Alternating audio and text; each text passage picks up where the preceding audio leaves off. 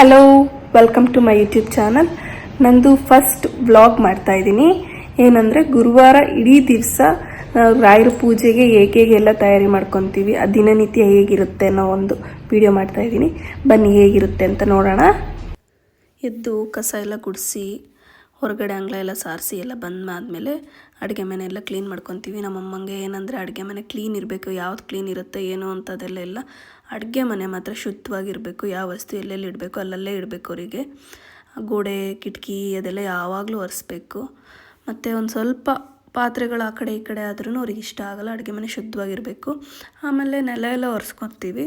ನೆಲ ಎಲ್ಲ ಒರೆಸಿ ಎಲ್ಲ ಆದಮೇಲೆ ಮತ್ತು ಅಮ್ಮ ನೀರು ಬೇಕು ನನಗೆ, ಸ್ವಲ್ಪ ಬಿಸಿನೀರು ಕಾಯಿಸ್ಕೊಡು ಅಂತ ಎಲ್ಲ ಹೇಳಿದರು. ಸೊ ಹಂಗಾಗಿ ಒಂದು ಸ್ವಲ್ಪ ಬಿಸಿನೀರು ಬಿಸಿ ಮಾಡಿಕೊಡೋಣ ಅಂತ ಅಂದ್ಬಿಟ್ಟು ನೀರಿಟ್ಟೆಲ್ಲ ಆದಮೇಲೆ ನನ್ನ ತಮ್ಮಂಗೆ ಜ್ಯೂಸ್ ಬೇಕು ಮಾಡಿಕೊಡ್ತೀವಿ. ಡೈಲಿ ABC ಜ್ಯೂಸ್ ಅಂತ ಎಲ್ಲ ಹೇಳ್ತಾರಲ್ಲ, ಹಂಗಾಗಿ ABC ಜ್ಯೂಸ್ ಮಾಡಿಕೊಡ್ತೀವಿ ರೆಗ್ಯುಲರಾಗಿ. ಸೊ ಹಂಗಾಗಿ ಅದು ಮಿಕ್ಸಿ ಜಾರಲ್ಲೇ ಹಂಗೆ ಏನಿಲ್ಲ, ಅದು ಆರಾಮಾಗಿ ಮಾಡ್ಕೊಂಬಿಡ್ಬೋದು. ಒಂದು ಬೀಟ್ರೋಟು ಸಣ್ಣದು, ಒಂದು ಕ್ಯಾರೆಟು, ಒಂದು ಆ್ಯಪಲ್ಲು ಹಾಕಿ ಜ್ಯೂಸ್ ಮಾಡಿ ಕುಡಿದ್ರಿಂದ ತುಂಬ ಹೆಲ್ತ್ಗೆ ತುಂಬ ಬೆನಿಫಿಟ್ಸ್ ಇದೆ. ಸ್ಕಿನ್ ಗ್ಲೋ ಬರುತ್ತೆ, ಆಮೇಲೆ ಟಾಕ್ಸಿನ್ಸ್ ಎಲ್ಲ ತೆಗೆಯುತ್ತೆ, ಹೆಲ್ದಿಯಾಗಿರಿಸುತ್ತೆ. ಅದು ಲೈಕ್ ಡಿಟಾಕ್ಸ್ ಥರನೇ ಆಗುತ್ತೆ. ಅದು ಚೆನ್ನಾಗಿರುತ್ತೆ ಜ್ಯೂಸ್ ಕುಡಿಯೋದಕ್ಕೆ. ಅಮ್ಮ ಅಷ್ಟರಲ್ಲಿ ಸ್ನಾನ ಎಲ್ಲ ಮುಗಿಸ್ಕೊಂಡು ಬಂದಿದ್ರು. ಹಾಗಾಗಿ ಮೇನ್ ಡೋರ್ ಒರೆಸಿ ಮತ್ತು ಹೊಸಲು ಎಲ್ಲ ತೊಳೆದು ಅರಿಶಿನ ಕುಂಕುಮ ಎಲ್ಲ ಹಚ್ಚಿದ್ರು. ಹಾಗೆ ಇವತ್ತು ಅಮ್ಮ ಕೂಡ ನನಗೆ ಹೆಲ್ಪ್ ಮಾಡಿದರು. ಒಬ್ಬಳೇ ಮಾಡ್ಕೊತೀಯಾ ಅಂತೆಲ್ಲ ಹೇಳಿಬಿಟ್ಟು. ಅಂದರೆ ನಾನು ಆಲ್ಮೋಸ್ಟ್ ಯಾವಾಗಲೂ ಹೇಗೆ ಅಂತಂದರೆ ಬುಧವಾರನೇ ರೆಡಿ ಮಾಡ್ಕೊಂಬಿಡ್ತೀನಿ. ಎಲ್ಲ ದೀಪಗಳು ಆಮೇಲೆ ದೇವ್ರ ಫೋಟೋ ಎಲ್ಲ ಒರೆಸಿ ಎಲ್ಲ ಕ್ಲೀನ್ ಮಾಡಿ ಇಟ್ಕೊಂಡ್ಬಿಡ್ತೀನಿ, ಕಳಸ ಎಲ್ಲ ಕೂರಿಸಿ.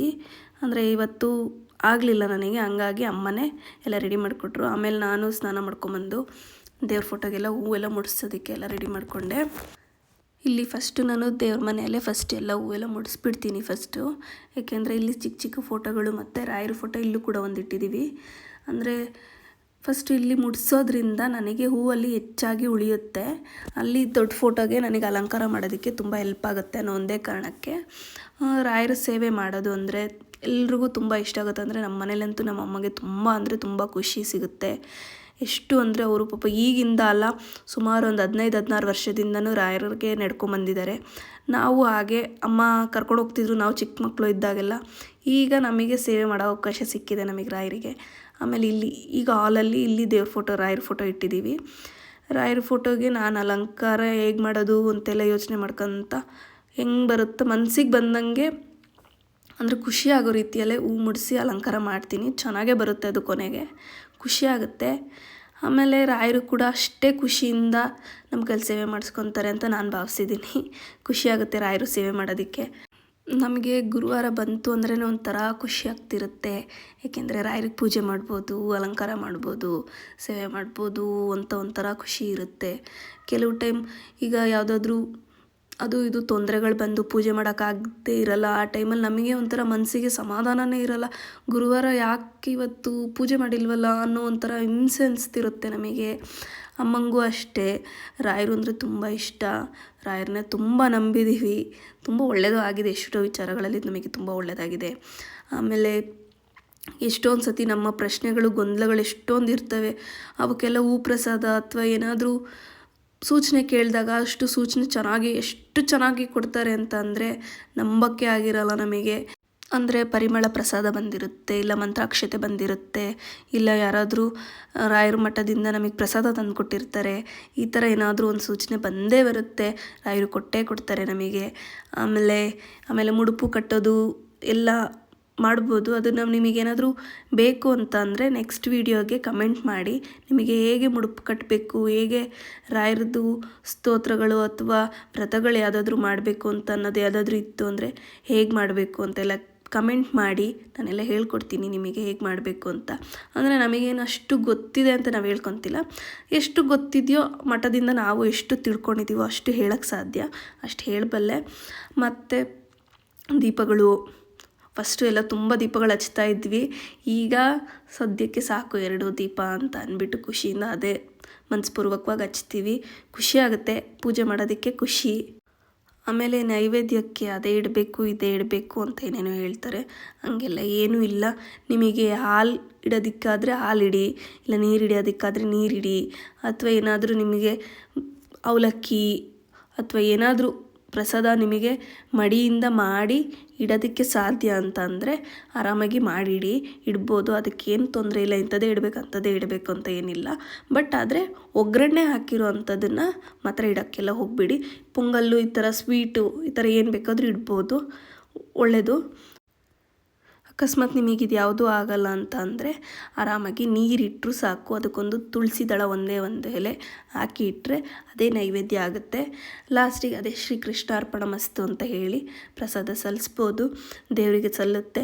ಅದಾದಮೇಲೆ ಫಸ್ಟು ಮನೆ ದೇವರಿಗೆ ದೀಪ ಹಚ್ತೀವಿ. ಮನೆ ದೇವರಿಗೆ ಫಸ್ಟ್ ಯಾವತ್ತಿದ್ರೂ ಪೂಜೆ ಮಾಡಬೇಕು. ಗುರುಗಳು ಕೂಡ ಅದೇ ಹೇಳೋದು, ಯಾವುದೇ ರೀತಿ ಇದ್ದರೂ ಫಸ್ಟು ದೇವರು, ಆಮೇಲೆ ನಂತರ ಗುರುಗಳು. ಆದರೆ ಗುರುಗಳನ್ನ ನಂಬಿದರೆ ಯಾವತ್ತೂ ಯಾರಿಗೂ ಕೆಡಕಾಗೋದಿಲ್ಲ, ಒಳ್ಳೆಯದೇ ಆಗುತ್ತೆ. ತಡ ಆಗುತ್ತೆ ಹೊರತು ಯಾವತ್ತೂ ಮೋಸ ಆಗೋದಿಲ್ಲ. ನಂಬಿಕೆಗೆ ಸುಳ್ಳಾಗೋದಿಲ್ಲ. ನಿಮ್ಮ ನಂಬಿಕೆಗೆ ಅವರು ಪ್ರತಿಫಲ ಕೊಟ್ಟೇ ಕೊಡ್ತಾರೆ. ನಿಮ್ಮ ಭರವಸೆಗೆ ಅವರು ಉತ್ತರ ಕೊಟ್ಟೇ ಕೊಡ್ತಾರೆ. ನಿಮ್ಮ ಕೇಳಿದ್ದನ್ನು ಕೊಡ್ತಾರೆ. ಆದರೆ ತಡ ಆಗುತ್ತೆ. ಅಕಸ್ಮಾತ್ ನಿಮಗೆ ಅದು ಸಿಗ್ತಾ ಇಲ್ಲ ಅಂದರೆ ಅದರಿಂದ ನಿಮಗೆ ತೊಂದರೆ ಆಗುತ್ತೆ ಅನ್ನೋ ಒಂದೇ ಸೂಚನೆಗೋಸ್ಕರ ಅದು ನಿಮಗೆ ಸಿಗ್ತಾ ಇರೋಲ್ಲ ಅಷ್ಟೇ ಹೊರತು ಬೇರೆ ಇನ್ಯಾವುದೇ ರೀತಿ ನಿಮಗೆ ಕೊಡಬೇಕು ಅಥವಾ ಕೊಡಬಾರ್ದು ಅನ್ನೋ ಥರ ಯಾವುದೂ ಇರೋಲ್ಲ. ಗುರುಗಳ ಹತ್ರ ಕೇಳಿದ್ದನ್ನು ಕೊಟ್ಟೇ ಕೊಡ್ತಾರೆ ಅವರು, ಕೊಡ್ದಂಗಂತೂ ಇರೋದಿಲ್ಲ. ಎಷ್ಟೋ ವಿಚಾರಗಳಲ್ಲಿ ನಮಗೆ ತುಂಬ ಬೇಸರ ಆದಾಗ, ನೋವಾದಾಗ ಇಷ್ಟು ಸೂಚನೆ ಕೊಟ್ಟಿದ್ದಾರೆ. ಯಾವುದೇದೋ ವಿಚಾರದಲ್ಲೆಲ್ಲ ಸೂಚನೆ ಕೊಟ್ಟಿದ್ದಾರೆ. ನಮ್ಮ ತಂದೆ ತುಂಬ ಹುಷಾರಿರಲಿಲ್ಲ. ನಮ್ಮ ತಂದೆಗೆ ಆ ಟೈಮಲ್ಲಿ ಪ್ರಸಾದ ಎಲ್ಲ ಕೇಳಿದ್ವಿ. ಆ ಟೈಮಲ್ಲಿ ಪ್ರಸಾದ ಕೊಟ್ಟಿದ್ದರು, ಸೂಚನೆನೂ ಕೊಟ್ಟಿದ್ದರು ನಮಗೆ. ಅದನ್ನು ನಾವೇ ತಿಳ್ಕೊಳ್ಳಿಲ್ಲ, ತಗೊಳ್ಳಿಲ್ಲ. ಅದನ್ನು ನಮಗೆ ಅಪ್ಪನ ಉಳಿಸ್ಕೋಬೇಕು ಅನ್ನೋ ಒಂದು ಆಸೆ, ಅತಿಯಾದ ಆಸೆಯಿಂದ ಅದನ್ನು ನಾವು ಸೀರಿಯಸ್ಸಾಗಿ ತಗೊಳ್ಳಿಲ್ಲ. ರಾಯರು ಸೂಚನೆ ಅದಕ್ಕೂ ಕೊಟ್ಟಿದ್ದರು ನಮಗೆ. ಅದನ್ನು ನಿಮಗೆ ಒಂದಿನ ವೀಡಿಯೋ ಬೇಕು ಅಂದರೆ ಹೇಳಿ, ಅದು ಕೂಡ ಒಂದು ವ್ಲಾಗ್ ಮಾಡಿ ಹಾಕ್ತೀನಿ. ಬಟ್ ಏನಂದರೆ ರಾಯರಿಗೆ ತುಪ್ಪದ ದೀಪ ಅಂದರೆ ತುಂಬ ಇಷ್ಟ. ತುಪ್ಪದ ದೀಪ ಹಚ್ಚಿ ನೀವು ಬೇಡಿಕೆ ಇಟ್ಟರೆ ಅದು ಖಂಡಿತ ನೆರವೇರುತ್ತೆ. ಯಾವತ್ತೂ ಮೋಸ ಆಗಲ್ಲ ನಿಮಗೆ, ನಂಬಿಕೆಗೆ ಸುಳ್ಳಾಗಲ್ಲ. ನಂಬಿಕೆ ಅಂದ್ರೇ ರಾಯರನ್ನು ನಂಬಿದರೆ ಯಾವತ್ತೂ ನಿಮ್ಮ ಕೈ ಬಿಡೋದಿಲ್ಲ. ಗುರುಗಳು ಯಾವತ್ತಿದ್ರೂ ಗುರುಗಳೇ. ನಿಮಗೆ ಯಾವುದಾದ್ರೂ ವಿಡಿಯೋ ಅಥವಾ ಅಂದರೆ ಯಾವುದಾದ್ರೂ ಒಂದು ವಿಚಾರವಾಗಿ ವಿಡಿಯೋ ಬೇಕು ಅಂತ ಅನ್ನೋದಾದರೆ ದೇವರು ರಾಯರ ಪೂಜೆ ವಿಚಾರದಲ್ಲಾಗಲಿ, ಯಾವ ಥರ ಸೇವೆ ಮಾಡಬೇಕು, ಯಾವ ರೀತಿ ಸೇವೆ ಮಾಡಬೇಕು, ಎಲ್ಲಿ ಸೇವೆ ಮಾಡಬೇಕು, ಹೇಗೆ ಸೇವೆ ಮಾಡಬೇಕು ಅನ್ನೋದೇನಾದರೂ ನಿಮಗೆ ಡೌಟ್ಸ್ ಏನಾದರೂ ಇತ್ತು ಅಂದರೆ ದಯವಿಟ್ಟು ಕಮೆಂಟ್ ಮಾಡಿ. ಎಷ್ಟು ಆಗುತ್ತೋ ಅಷ್ಟು ನಾನು ಕಮೆಂಟ್ಸಿಗೆ ನಾನು ರಿಪ್ಲೈ ಮಾಡ್ತೀನಿ. ಆಗಿಲ್ಲ ಅಂತಂದರೆ ಅದಕ್ಕೆ ನಾನು ಒಂದು ವೀಡಿಯೋ ಅಥವಾ ವ್ಲಾಗ್ ಏನಾದರೂ ಮಾಡಿ ಹಾಕ್ತೀನಿ.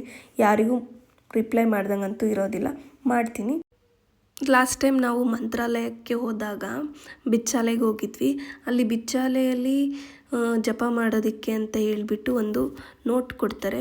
ಆ ನೋಟಲ್ಲಿ ಏನಿರುತ್ತೆ ಅಂದರೆ ಶ್ರೀ ಅಪ್ಪಣ್ಣಾಚಾರ್ಯ ಪ್ರಿಯ ಮಂತ್ರಾಲಯ ಶ್ರೀ ರಾಘವೇಂದ್ರ ತೀರ್ಥ ಗುರುಭ್ಯೋ ನಮಃ ಅಂತ ಒಂದು ಜಪ ಇದೆ. ಆ ಜಪನ ನೀವು 108 ಬಾರಿ ಜಪಿಸಿದರೆ ನೀವು ಅಂದ್ಕೊಂಡಿದ್ದ ಕೆಲಸ ಕಾರ್ಯ ಎಲ್ಲ ನೆರವೇರುತ್ತೆ, ಹಾಗೇ ಆಗುತ್ತೆ.